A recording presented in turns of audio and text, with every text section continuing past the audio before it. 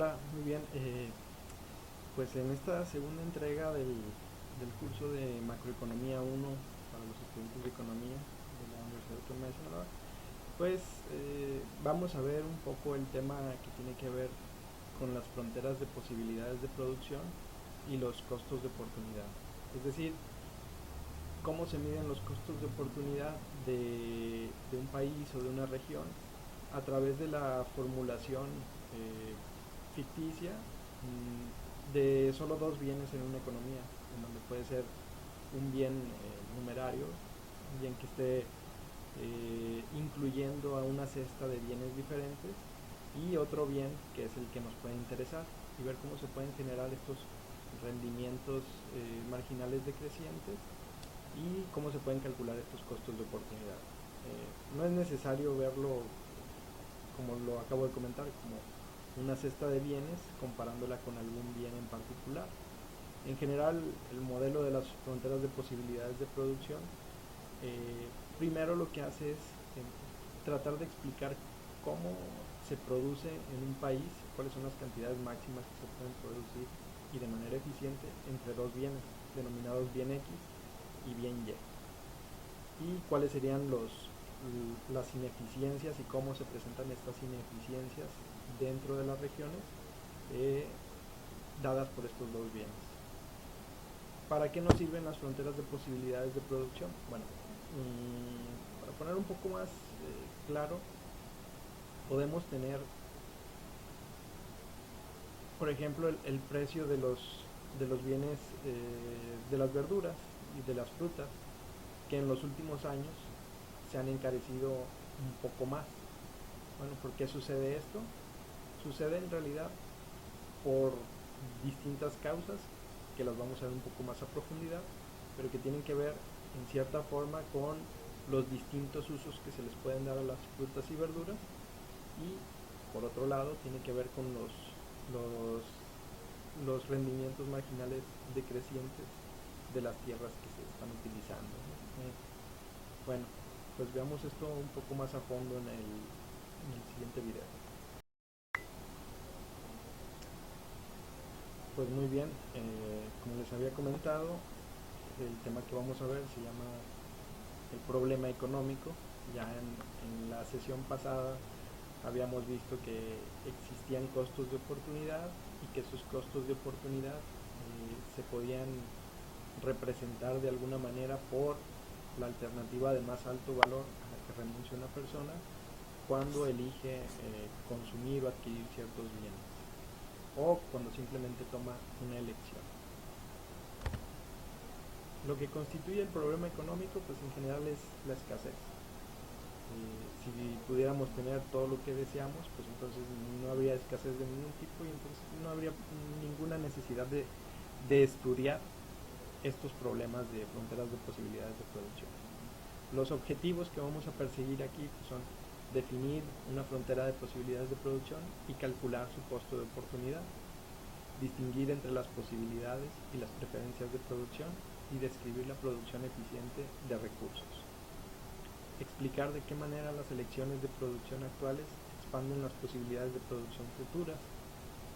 Explicar cómo la especialización y el comercio expanden nuestras posibilidades de producción, ya que al comerciar, como lo veremos un poco más adelante, pues podremos alcanzar puntos que están sobre la curva más allá, es decir, a la derecha o hacia arriba de la frontera de posibilidades de producción. Y finalmente describiremos las instituciones económicas que coordinan las decisiones que se toman a cabo en la economía. El ejemplo que les daba es por qué los alimentos cuestan mucho más hoy que hace algunos años. Ustedes les preguntan a sus papás, a sus tíos o a sus abuelos, ellos de manera más clara les van a decir que los alimentos antes eran más baratos de lo que lo son hoy. Una aproximación para responder esta pregunta la vamos a encontrar en la frontera de posibilidades de producción. Cabe anotar que este fue un ejemplo que nos dan Michael Parkin y Gerardo Esquivel en su libro Macroeconomía, una versión para América Latina. Y nos cuentan que este ejemplo real se encuentra en el uso de maíz, el maíz que se puede utilizar como alimento o el maíz, que se puede utilizar como fuente de energía renovable. Y bueno, ya sabemos que se puede producir etanol o biocombustible a través del maíz. Y otra posibilidad que tiene que ver con las sequías y los acaparadores, que esto son condiciones más económicas que del cambio en el uso que se le puede dar a los alimentos. Pues bien, ¿qué son las posibilidades de producción y cuál es su relación con los costos de oportunidad? La cantidad de bienes que se puede producir en un país, primero diremos que se ve limitada por la disponibilidad de recursos y por la tecnología. Si deseamos aumentar la producción de un bien, debemos disminuir la producción de otros bienes, lo que nos lleva al problema del intercambio. Entonces, la frontera de posibilidades de producción para nosotros es el límite entre las combinaciones de bienes y servicios que se pueden producir y las que no. Y para analizar esta situación, se mantiene constante la producción de todos los bienes, excepto dos, los bienes X y los bienes Y, si los vemos a través de las coordenadas. ¿Cómo se ve una frontera de posibilidades de producción? Pues bueno, se ve en una gráfica más o menos como la que tengo aquí señalada. De hecho, este es el mismo ejemplo que dan Michael Parkin y Gerardo Esquivel en su libro de macroeconomía. Ellos nos dicen que existen solo dos bienes, X y Y, a los cuales les llaman pizzas y refrescos. Y nos dicen que la tabla enumera algunas combinaciones de pizzas y refrescos que se pueden producir en un mes, según los recursos disponibles. Pues bien, si leemos esta tabla, pues lo único que nos dice es que la posibilidad A o el punto A nos dice que se produce 0 pizzas, 15 refrescos, que se refiere básicamente a este punto que tenemos aquí. El punto B pues se refiere a una pizza y 14 refrescos, que es el punto siguiente. Y así, si lo vamos viendo punto por punto, lo que estamos viendo son las combinaciones de pizzas y refrescos que son posibles de producir en una frontera de posibilidades de producción. Ahora, ¿qué características tiene esta frontera de posibilidades de producción? Primero, nos muestra la eficiencia y la escasez. ¿Por qué? Bueno, ilustra la escasez ya que es imposible alcanzar puntos que están más allá de la frontera. Es decir, todos estos puntos que están hacia la derecha o hacia arriba de la frontera de posibilidades de producción son imposibles de alcanzar con la tecnología actual y con los recursos disponibles. Entonces, de cierta forma nos están mostrando que existe escasez de recursos.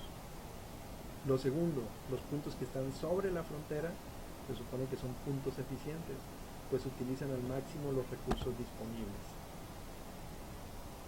Esos puntos que están sobre la frontera son los puntos A, B, C, D y F, y todos los demás puntos que no están enumerados, pero que se encuentran sobre esta frontera de posibilidades de producción. Todos esos puntos son puntos eficientes porque utilizan todos los recursos de los que se dispone en la economía para alcanzar un nivel máximo de producción. Y finalmente, un punto dentro de la frontera y sin tocar la línea significa una ineficiencia, ya que se podría producir más utilizando los mismos recursos disponibles. Es decir, todo lo que está por debajo o a la izquierda de la curva, todo esto que se ve aquí, este semitriángulo, nos muestra a nosotros los puntos ineficientes. Ineficientes, ¿por qué? Bueno, imaginen que yo me coloco aquí donde está el puntero, donde se utilizan 2 unidades del bien X y solamente se utilizan 8 unidades del bien Y para producir en este punto. Si hubieran podido utilizar todavía 4 unidades adicionales del bien Y para producir aún más y elevar al máximo esas posibilidades de producción. Pues bien, si existe ineficiencia, la primera pregunta que se nos viene a la cabeza es, pues, ¿qué es lo que genera esa ineficiencia? Y existen pues 3 factores que las causan. Primero, existen recursos que no se han utilizado, que era el que ya explicaba yo, existían recursos de Y en ese ejemplo que no se utilizaban. Existen recursos mal asignados. ¿Cuál sería un recurso mal asignado? Pues bueno, yo casi siempre a mis alumnos les pongo el ejemplo de un profesor de macroeconomía, en este caso.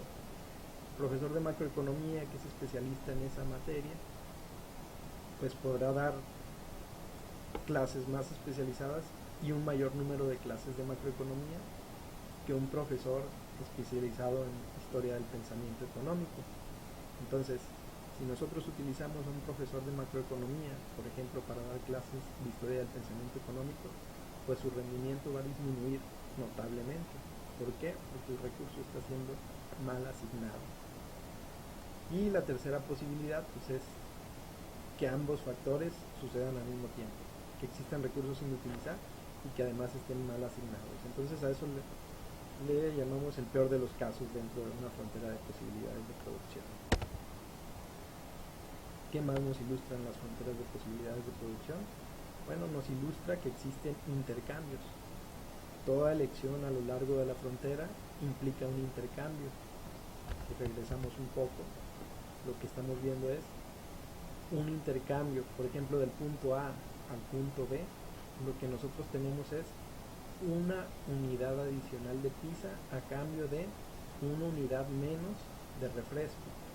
Si pasamos del punto B al punto C, tenemos una unidad más de pizza a cambio de 2 unidades de refresco.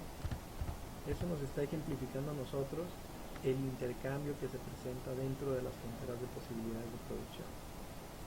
Todos los recursos utilizados en la frontera alcanzan un límite en su productividad, es decir, si no existieran límites a la productividad, pues esta curva o esta frontera que tenemos aquí se tendría que expandir aún más, es decir, sería muy por encima si no tuviera un límite alguno. Y estos límites constituyen la frontera entre lo que se puede alcanzar y lo que no. Un ejemplo es cuando el presidente Enrique Peña Nieto anuncia que se invertirá más en seguridad pública, es decir, en la nueva gendarmería. También anuncia una disminución en otros rubros, como son la Secretaría de Educación Pública y los programas de CONACYT. Es decir, existe en este caso un intercambio entre ¿qué? Bueno, entre invertir en seguridad pública o invertir en educación. Además de los intercambios, pues también tenemos que estas fronteras nos ilustran los costos de oportunidad. Y como ya lo habíamos visto en la sesión pasada, el costo de oportunidad de una acción es la alternativa de mayor valor que se sacrifica cuando se ha tomado una elección. Con esta frontera de posibilidades se puede calcular el costo de oportunidad de las elecciones. Si vamos a la figura anterior, por ejemplo aquí, si pasamos de 0 pizzas a una pizza, pues entonces estamos renunciando a un refresco. Ese fue el costo de oportunidad de pasar de 0 pizzas a una. Pero si se desea producir 2 pizzas y no solo una, si pasamos del punto B al punto C, entonces el costo de oportunidad es de 2 refrescos. Lo más interesante viene en el siguiente caso. Si pasamos del punto C al punto D, entonces se aumenta un producto más de pizza, pero se renuncia a 3 unidades de refresco. Se disminuye de 12 a 9. ¿Qué significa esto?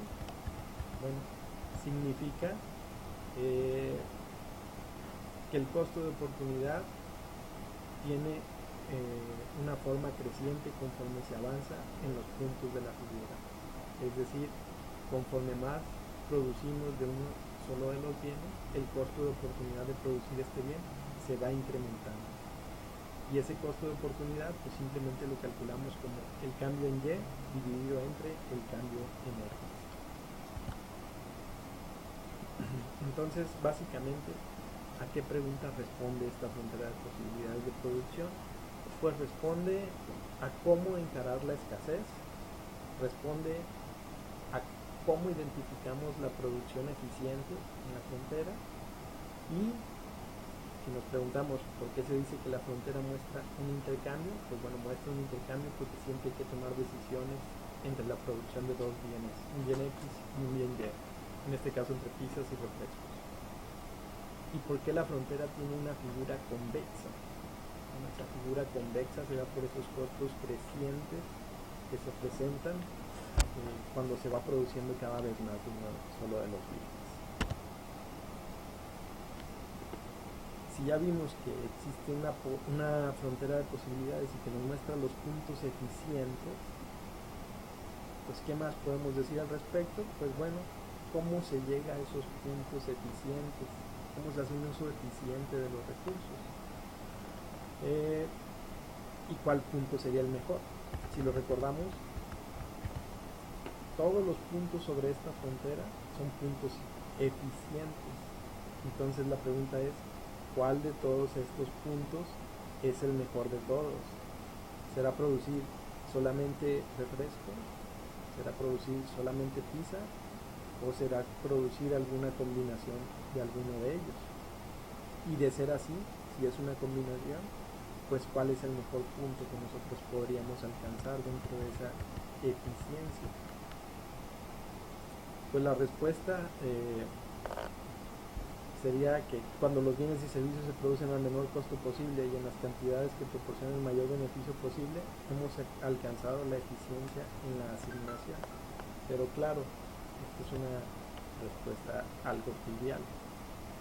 Para poder responder esa pregunta, entonces tenemos que pensar en los beneficios marginales y en los costos marginales. Ya veíamos ese cálculo de los costos marginales que iban siendo crecientes conforme pasábamos de A a B. Teníamos una unidad de refresco a la que se renunciaba, luego 2, luego a 3, luego a 4 y así hasta llegar hasta 5 unidades de refresco. El costo marginal lo expresamos en esta última columna y la posibilidad A nos muestra que se producen 0 pizzas y 15 refrescos con un costo marginal de 0. Si los vamos calculando todos los costos, pues encontramos este gráfico que tenemos aquí. Ahora bien, ¿cuáles serían los beneficios marginales? Pues los beneficios marginales los vemos con la disposición a pagar, por ejemplo, por cada una de las pizzas. Si una persona está dispuesta en la posibilidad a pagar 5 pesos por esa pizza, pues entonces ya encontramos el beneficio marginal de la primera pizza. Suponiendo que quisiera comprar otra, pues su disposición a pagar por esa segunda pizza o esa segunda rebanada sería 4 pesos. Entonces su beneficio es menor que el primero. ¿Por qué? Porque los beneficios tienen rendimientos marginales decrecientes. Muy bien, si ya sabemos que existen beneficios marginales y costos marginales, pues entonces la asignación óptima tendría que ser la combinación en la cual la disposición a pagar es igual al costo marginal, es decir, la elección de C, el punto C que lo veíamos en esta curva como 2 pizzas y 12 refrescos. Sería este punto el de la mejor asignación posible en este caso particular. Ahora, si ya vimos cómo se llega a los puntos ineficientes, que se llegaba a ellos por una mala asignación o por no asignar recursos, si ya vimos cómo se establecen los puntos eficientes y cómo se elige de entre todos los puntos eficientes el mejor, pues nos falta describir cómo se llega a un crecimiento económico. Bueno, el crecimiento económico lo vemos como la expansión de la producción y además el crecimiento económico aumenta el estándar de vida, pero no elimina la escasez ni tampoco evita el costo de oportunidad. Entonces ese crecimiento económico viene dado por el cambio tecnológico y la acumulación de capital. Y aquí tenemos un ejemplo que es algo interesante. Estos datos los brindan también Michael Parkin y Gerardo Esquivel en su libro de macroeconomía versión para América Latina. Y la tabla es particularmente interesante porque nos dice que en 1985 el PIB per cápita de Argentina era de $4.800, en tanto que el de Chile era de $2.790 anuales, y los coeficientes de inversión en esos países eran 23.74% y 17.44% respectivamente para Argentina y Chile. ¿Qué pasó en 2007? Es decir, alrededor de 22 años después, pues que el PIB per cápita de Argentina creció hasta llegar a $12.970 y el de Chile creció hasta llegar a $12.330, casi se igualaron en ese periodo. ¿Qué sucedió? ¿Cómo se dio ese gran salto de Chile para alcanzar a Argentina? pues lo que sucedió es que en los coeficientes de inversión disminuyó la inversión de Argentina a 17.92 y la de Chile aumentó en 23.01. Prácticamente se invirtieron las posiciones de la inversión en capital en Argentina y en Chile. Ese es una de los argumentos de la acumulación de capital para alcanzar el crecimiento económico, con un ejemplo bastante sencillo.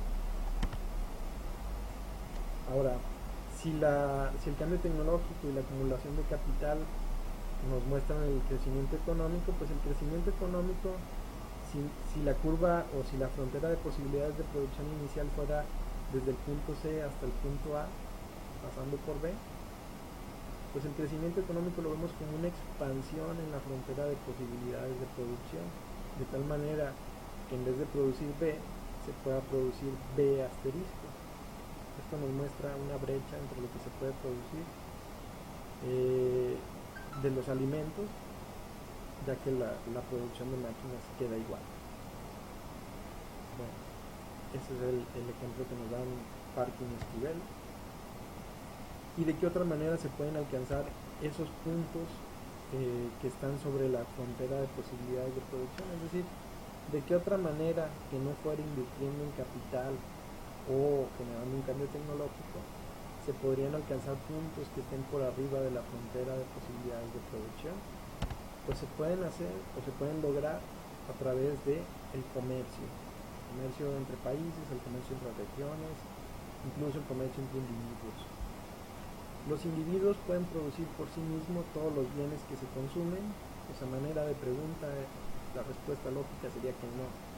Es decir, los individuos tienen que especializarse en producir un solo bien o servicio para lograr pues comerciar.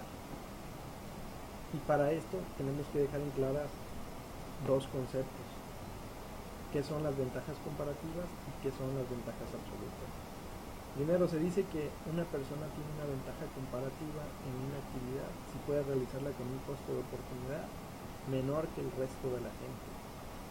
Por otro lado, se dice que una persona tiene una ventaja absoluta cuando es más productiva que las demás en todas las actividades.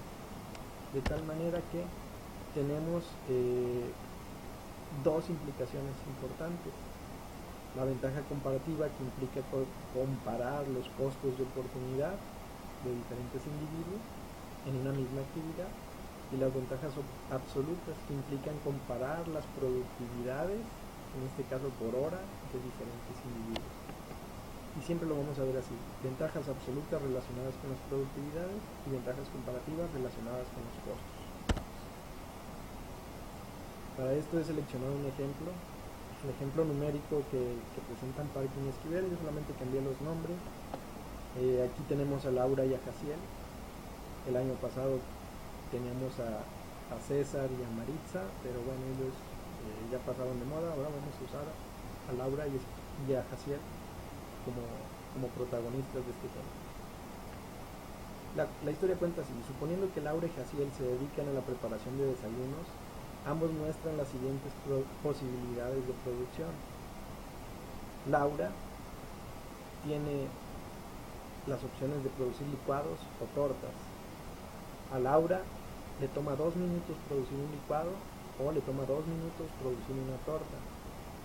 De tal manera que por cada hora Laura puede producir hasta 30 licuados, o en una hora puede producir hasta 30 tortas. En cambio, Jaciel, pues a Jaciel le toma 10 minutos preparar un licuado. Digamos que no es tan diestro con la licuadora. De tal forma que la cantidad por hora que produce de licuado son 6, pero puede producir 30 tortas en cada hora. La pregunta aquí sería: ¿qué ventajas podrían sacar del comercio Jaciel y Laura? ¿Cuál es el costo de oportunidad de Laura y Jaciel para producir tortas y licuados? Otra pregunta es: ¿quién tiene ventaja absoluta en el comercio de estos bienes? ¿Y quién tiene la ventaja comparativa en la producción de tortas? ¿O quién tiene la ventaja comparativa en la producción de licuados? Claramente hay una ventaja absoluta de Laura, porque Laura es más productiva en ambas actividades al mismo tiempo. En tanto que Jaciel es más productivo en tortas que en licuados, pero comparándolo con Laura, pues Laura se lleva las ventajas absolutas.